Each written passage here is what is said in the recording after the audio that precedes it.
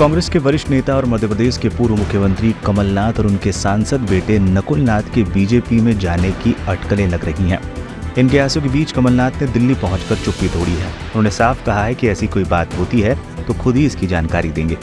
जब पत्रकारों ने कमलनाथ से कहा कि आप बीजेपी में जाने के सवाल पर इनकार कर रहे हैं तो पूर्व सीएम ने जवाब दिया कि इनकार की बात नहीं है। शनिवार दोपहर दिल्ली पहुंचे कमलनाथ ने पत्रकारों के सवालों का जवाब देते हुए कहा, आप लोग इतने उत्साहित हो रहे हैं, यदि ऐसी कोई बात होगी तो सबसे पहले मैं आपको ही बताऊंगा। इसके बाद जब पत्रकारों ने कहा आप इनकार नहीं कर रहे हैं, इस पर कमलनाथ ने कहा इनकार की बात नहीं है, ये आप लोग कह रहे हैं, मैं तो एक्साइटेड नहीं हूँ। अगर ऐसी कोई बात होगी तो मैं आप सभी को सबसे पहले जानकारी दूंगा। अगर ऐसी कोई बात होगी सबसे पहले मैं आप लोगों को ही कहूंगा। मैं तो कह रहा हूँ इनकार की बात नहीं है, ये आप लोग कह रहे हैं, आप लोग एक्साइट हो रहे हैं। मैंने कहा मैं तो एक्साइट नहीं हूँ इस तरफ या उस तरफ। पर बात यह है कि अगर ऐसी कोई बात होगी, मैं आप सबको सबसे पहले खबर करूंगा। बता दें पिछले कुछ दिनों से कमलनाथ अपने गढ़ छिंदवाड़ा के दौरे पर थे, जहां से वो 9 बार सांसद रहे हैं। उनके बेटे नकुलनाथ ने 2019 के चुनाव में छिंदवाड़ा सीट जीती, जबकि बीजेपी ने राज्य की शेष 28 सीटों पर जीत हासिल की थी।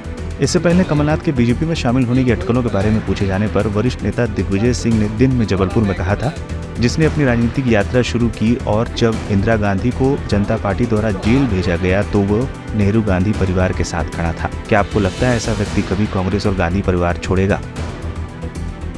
सुन लीजिए, ये कोई पलायन नहीं है। एक बात सुन लो, छिंदवाड़ा में है कमलनाथ जी तो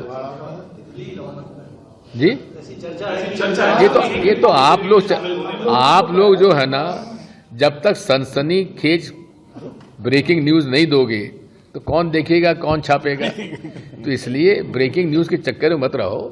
मेरी कल रात को कमलनाथ जी से बातचीत 10:30-11 बजे हुई है। वो छिंदवाड़ा में है और जिस व्यक्ति ने अपने राजनीतिक जीवन की शुरुआत नेहरू गांधी परिवार के साथ, उनके पीछे साथ में खड़े होकर उस समय लड़ी थी जब पूरी जनता पार्टी और केंद्र की सरकार इंदिरा जी को जेल भेज रही थी, उस आदमी को आप कभी उम्मीद भी कर सकते हो कि ऐसा आदमी कभी कांग्रेस और सोनिया गांधी जी के परिवार को छोड़ के जाएगा, इंदिरा जी के परिवार को छोड़ के जाएगा? आपको उम्मीद भी नहीं करना चाहिए।